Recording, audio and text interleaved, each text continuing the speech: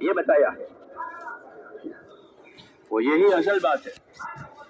آدمی کی جو خواہشات ہے وہ تو اللہ تعالیٰ نے قربان کرنے کے لیے پیدا کی ہے. خواہشات کو ختم نہیں کرنا ہے لیکن خواہشات کو حکموں کے لیے قربان کرنا ہے.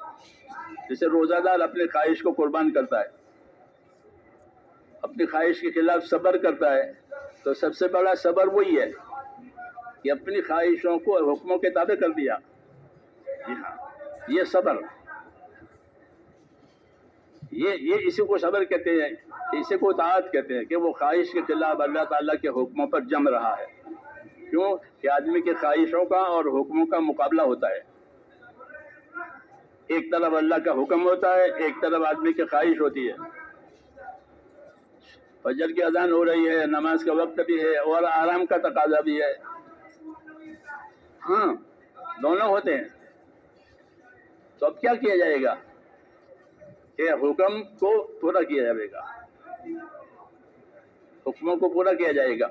جی ہاں، تو اور آرام کو، کہ آرام کو قربان کیا جائے گا. تو جو آرام قربان ہوا وہ نور بنے گا، جو خواہش قربان ہوگی وہ نور بنے گی، بشرطے کہ حکم کے لیے ہو.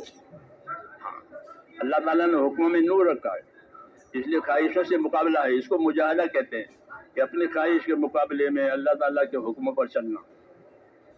ہاں، اس سے آدمی کی زندگی میں اطاعت کی طاقت پیدا ہوتی ہے، اور وہی مطلوب ہے کہ پوری زندگی صبح سے لے کر شام تک اور شام سے لے کر صبح تک زندگی اللہ تعالیٰ کی اطاعت پر اور تابعداری میں آوے. اس اطاعت اور تابعداری کا غلبہ جب ہوگا تو اپنی ہر چیز کو وہ اللہ کی امانت سمجھے گا. یہ میری نہیں ہے، یہ تو امانت ہے. یہ میری نہیں ہے، یہ تو امانت ہے. میرے پاس یہ بطور امانت کے ہے تاکہ میں اس سے فائدہ اٹھاؤں اور اس فائدے کو دین کے کام کے لیے استعمال کروں. یہ پیدا ہوتا ہے. اس لیے اطاعت کی زیادہ تاکید ہے دین میں کہ اطاعت کرو، اللہ کی اطاعت کرو، اس کے رسول کی، اور اطاعت ہر حال میں کرو. اسی کے لیے محنت کرائی جاتی ہے، اسی کے لیے مجاہدہ کیا جاتا ہے تاکہ آدمی اپنے نفس کی خواہشوں میں سے نکل کر، نفس کی چاہتوں میں سے نکل کر اللہ کے حکم پر آئے. پھر اطاعت کے درجات ہوتے ہیں. جی ہاں، اطاعت کے درجات ہوتے ہیں. صحابہ کرام نے اطاعت کے درجوں میں کمال حاصل کیا تھا کہ وہ ہر حال میں اطاعت پر رہتے تھے. کیوں کہ اطاعت جو ہوتی ہے وہ ہدایت کا دروازہ ہے. اطاعت ہدایت کا دروازہ ہے. وَإِن تُطِيعُوهُ تَهْتَدُوا، یوں کہا وَإِن تُطِيعُوهُ تَهْتَدُوا، اس نبی کی اطاعت کرو گے تو ہدایت پاؤ گے. تو یہ بات بتائی گئی کہ اللہ کی ہدایت کے لیے جو دروازہ ہے وہ اللہ کی اطاعت ہے. حضرت رحمۃ اللہ علیہ نے حیات الصحابہ لکھی ہے، اس کے پہلی جلد میں حضور صلی اللہ علیہ وسلم کی خصوصیات وغیرہ بیان کرا کر پھر جو کتاب شروع کی ہے تو پہلے اطاعت کا باب لائے ہیں. اطاعت کا باب ہے. کیوں کہ اطاعت ہدایت کا دروازہ ہے. بغیر اطاعت کے ہدایت نہیں ملتی.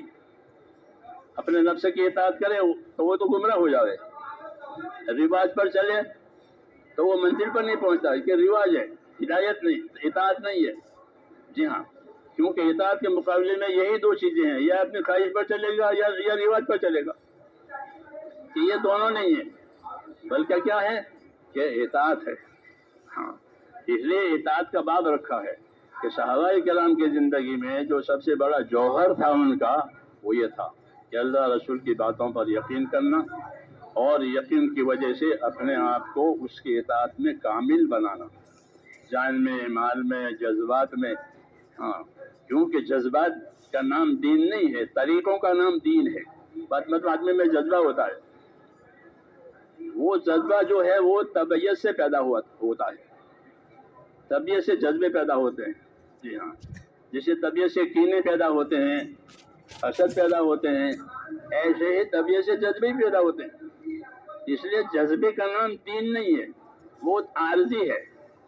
جی ہاں، جذبات کہ وہ پیدا ہوتے ہیں پھر ختم ہو جاتے ہیں. لوگ ہمارے پاس آتے ہیں کہ ہم شروع تبلیغ میں لگے تھے تو بڑا جذبہ تھا اور بڑا شوق تھا اور رونا بھی بہت آتا تھا اور یہ ہوتا. ہاں کہ بہت رونا آتا تھا اور اب تو نہ رونا آتا ہے نہ وہ جذبہ ہوتا ہے. تو بات یہ ہے کہ جذبہ ہوتا تھا، رونا ہوتا تھا، یہ تو ابتدا ہے.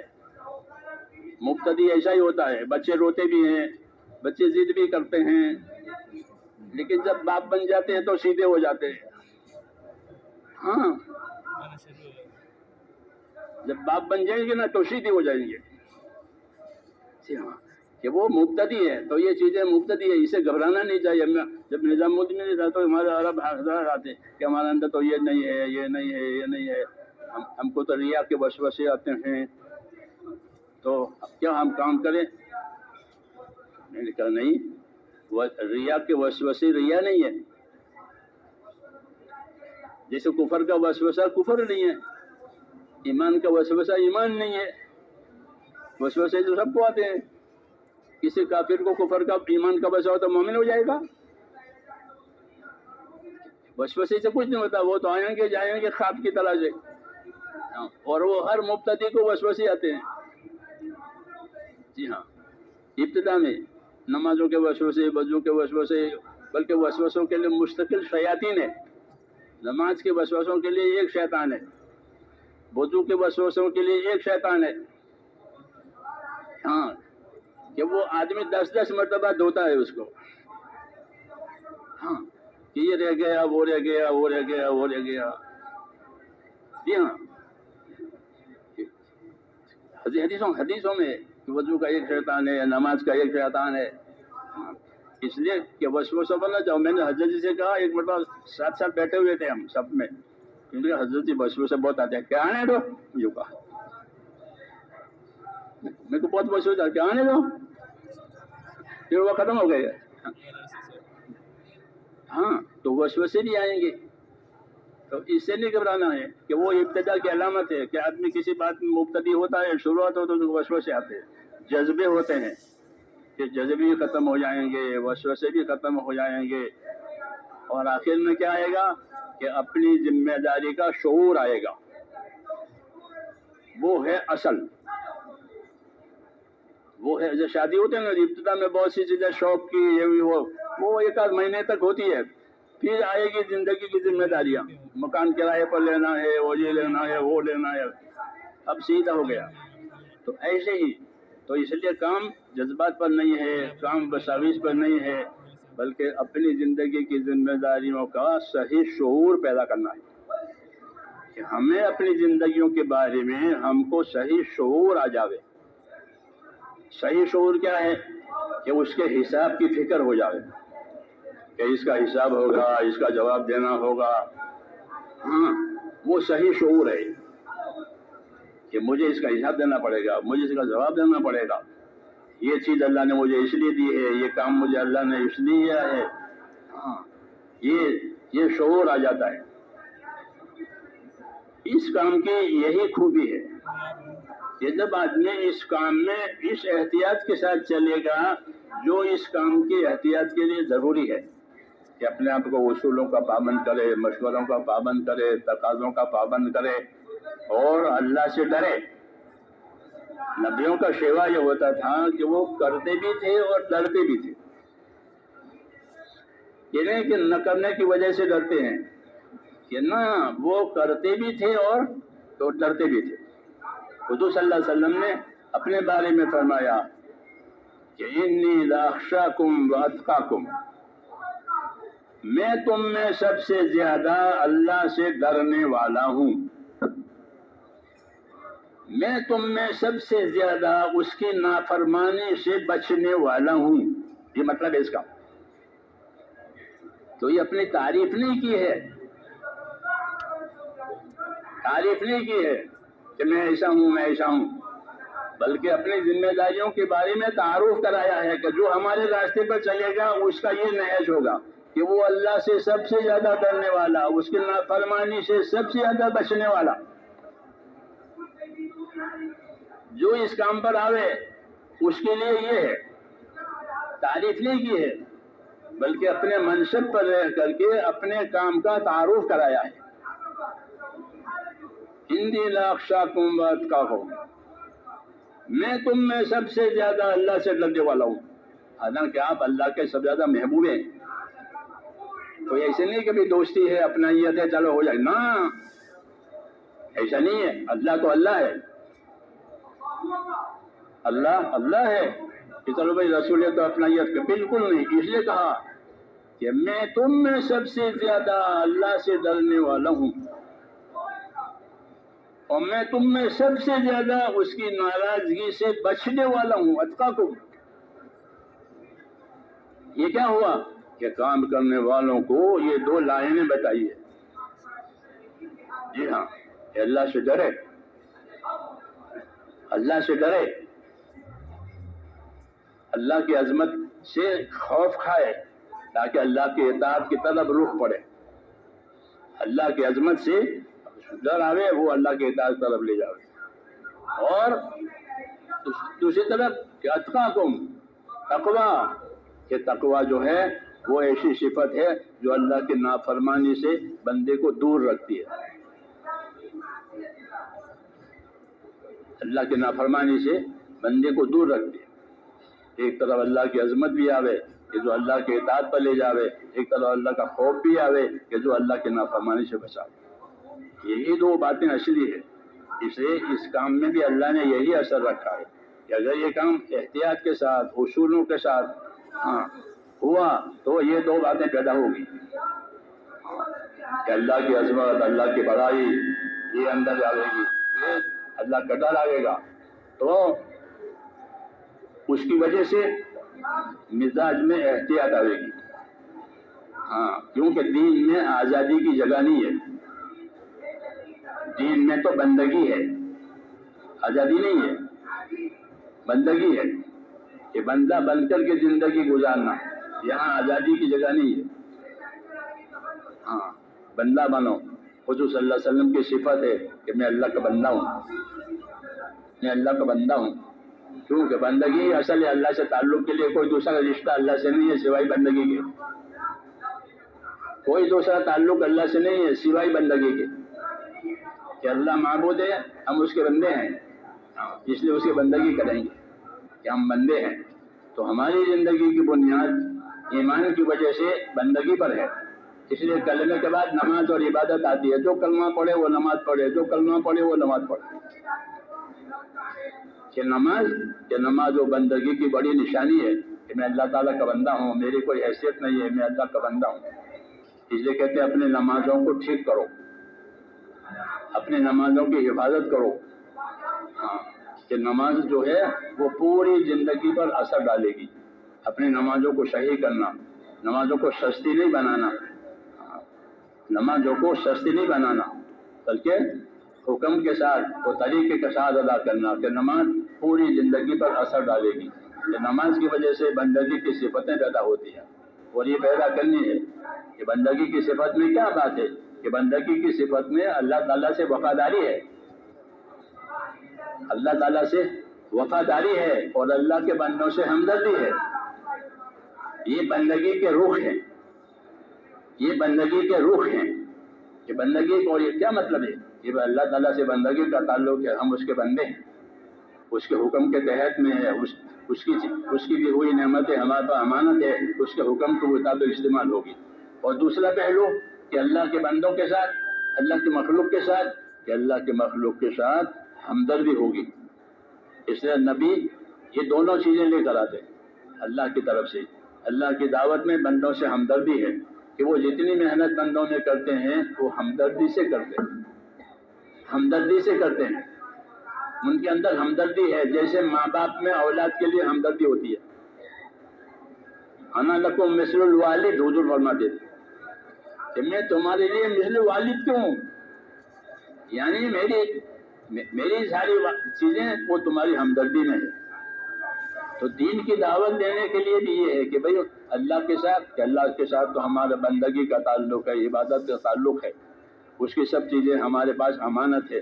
اور اللہ کے بندوں کے ساتھ کہ اللہ کے بندوں کے ساتھ ہمدردی کا تعلق ہے کہ ان کی بھلائی چاہیں گے، ان کا انجام اچھا ہو جاوے، یہ ہمدردی اس کو کہتے ہیں۔ تو یہ نبیوں کے اندر یہ بات ہوتی ہے کہ وہ اپنے اپنے قوم کے لیے جب آتے تھے تو ان کے ہمدرد بن کر آتے تھے۔ وَأَنَا لَكُمْ نَاصِحٌ أَمِينٌ، کہ میں تمہارے لیے خیر خواہ ہوں اور امانت داری سے خیر خواہی کرتا ہوں، میری کوئی غرض نہیں ہے، کوئی ذاتی غرض نہیں ہے۔ ایسے ہمیں بھی کہ بندوں کے ساتھ ہمدردی، اور اس ہمدردی ہی میں کہ اپنا مال لگانا، اپنی جان لگانا، ہاں یہ ہمدردی کی وجہ سے ہے کہ دین کے ساتھ بھی ہمدردی ہے، اللہ کے ساتھ بھی ہمدردی ہے، یعنی اس کے حکموں کو پورا کرنا ہے، اور بندوں کے ساتھ بھی ہمدردی ہے کہ اس ہمدردی کے تقاضے سے بندوں کی ضرورتیں جو دین کی ہے وہ پوری ہو جاتی ہے۔ اس لیے اللہ تعالیٰ نے ہم کو اس کام کے دے کر کے وہ یا ذمہ داریوں پر ڈالا ہے۔ تو میں نے اس لیے کہا کہ تبلیغ تو اپنی زندگی کی ذمہ داریوں کو سمجھنے کے لیے ہے کہ ہماری زندگی میں کیا کیا ہے۔ اگر زندگی انفرادی ہے تو انفرادی زندگی کیا ذمہ داری ہے؟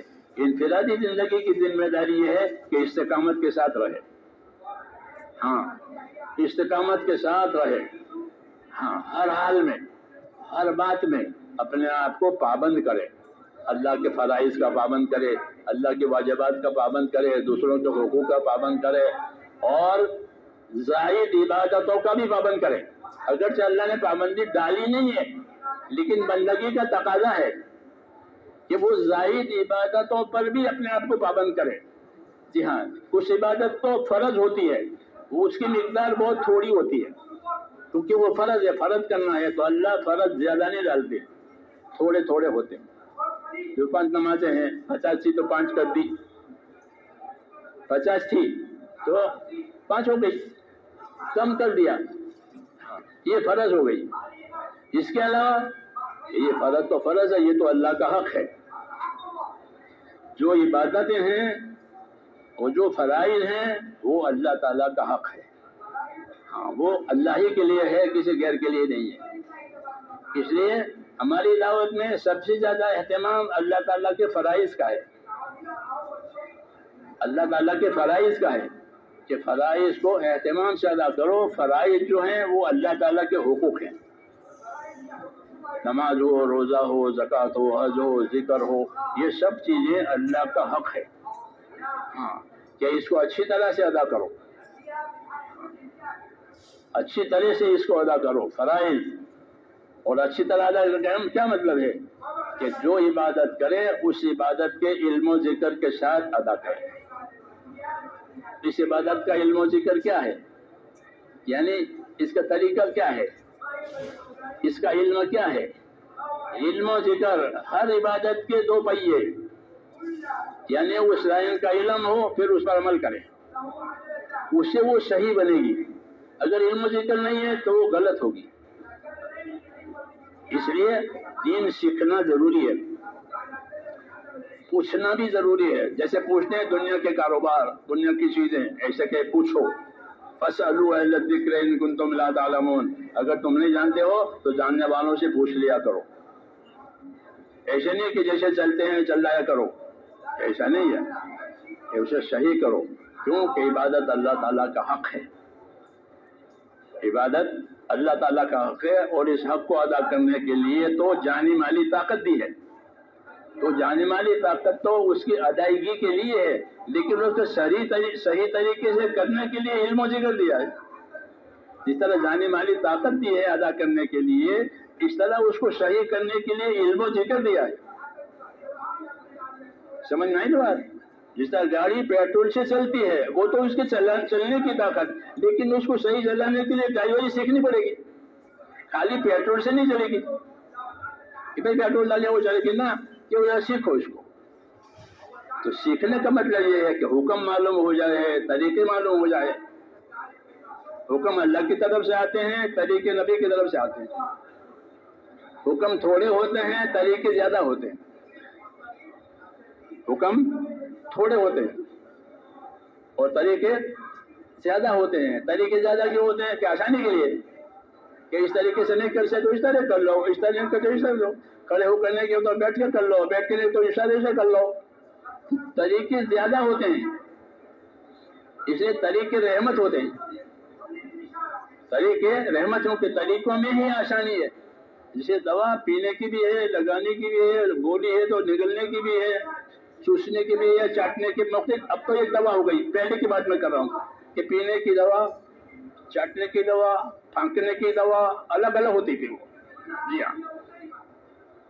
کیوں کہ بعض اعضاء میں دوا اسی طرح پہنچتی ہے، گولی سے پہنچتی ہے، چاٹنے سے پہنچتی ہے، پینے سے پہنچتی ہے. جی ہاں، مختلف طریقے ہیں اندر.